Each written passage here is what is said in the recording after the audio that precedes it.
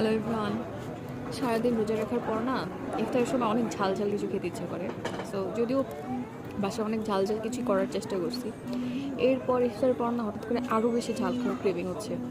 So আমি চলে আসছি, দেখা যাক কী খাওয়া যায়। আপাতত বিফ আর চালের আটার রুটি অর্ডার করছি। এর সাথে হঠাৎ করে এখানে এসে চিড়ামুড়ি দেখে ইচ্ছে করলো, দই চিড়া দেখে ইচ্ছে করলো অর্ডার করছি, সেটাও আসতেছে। আপাতত বিফ আর চালের আটার রুটি খাইতেছি। আচ্ছা, এরকম কি তোমাদেরও হয় যে হঠাৎ করে ইফতারের পর অনেক বেশি ঝাল ঝাল কিছু খাবার খেতে ইচ্ছা করে? মানে মনে হয় যে দুই আর যত ঝাল আছে সব খেয়ে ফেলবো, এরকম লাগে। আমার সাথে এখানে আরও দুইজন আছে, খুব কিউট দুইটা মানুষ আছে আমার সাথে, তোমাদেরকে দেখাই। ওই যে আমার পাশের টেবিলে, একটু টাকাও, ওই যে একদম কিউট একদম দুইটা এঞ্জেল, কিউট এঞ্জেল, তারাও আমার সাথে বসে খাইতেছে। আমি তাদেরকে আমার ভিডিওতে রাখার যে লোভটা, এটা সামলাতে পারলাম না, এত কিউট।